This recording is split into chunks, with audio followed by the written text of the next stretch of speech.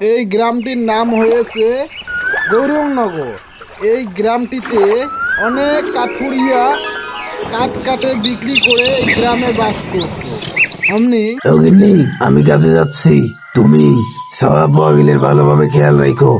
আর আবার আসতে এমন সন্ধ্যা হতে পারে, বেশি বড় কথা না, কারণ অনেক দূর জঙ্গলে যাব। আজকে গাড়ি নিয়ে যাব, ট্রেক্টরে করে আবার খড়ি লোড করে নিয়ে আসতে হবে। তা তুমি আজকে বহু দূর যাব, মানে আমাদের বন্ধুগুলো যে আছে খড়ি কাটা, ওগুলোও যাবে আমার সঙ্গে। ঘটনাটা হয়েছে আজকে নিয়ে যাব গাড়ি।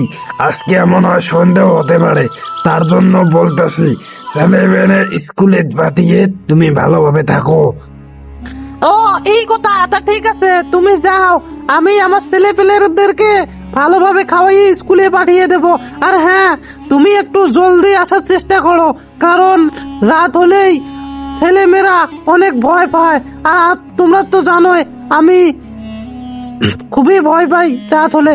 তা যাই হোক, তুমি এখন যাও, আমিও কিছু কাজ কাম করে ছেলে মেয়েকে ভালোভাবে খাইয়ে দাইয়ে স্কুলে পাঠিয়ে দেওয়ার ব্যবস্থা করতেছি। আর একটু সকাল টাইমে ফিরে আসো, কিন্তু বারবার বলে দিলাম, ঠিক আছে? আসার সময় খড়ি বিক্রি করে কিছু খাবার নিয়ে আসো।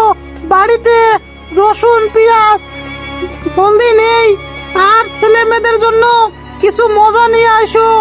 তারা বাড়িতে ভালোভাবে বুঝিয়ে বলে তিন বন্ধু মিলে কাঠ কাটার জন্য রওনা হলো।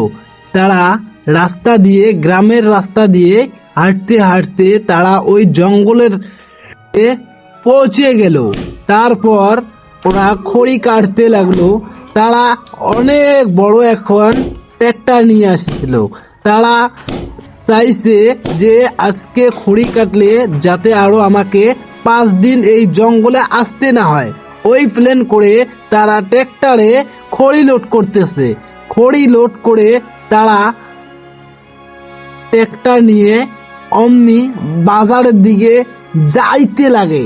বাজারে যেয়ে কিছু খড়ি তারা বিক্রি করে কিছু পয়সা পায়, ওগুলো দিয়ে তাদের সংসার ভালোভাবেই চলতো।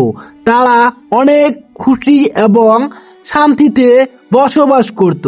আর ওরা ট্রেক্টরের উপরে চড়ে বাজারে আসলো। বন্ধুরে, আজকে কিন্তু লাকড়ি ভালোই কাটতে পারছি। আরে বন্ধু, আজকে লাকড়িটা একটু ভালো কাটতে পারছি। এই জঙ্গলের কথা জানে কেউ আর না জানে।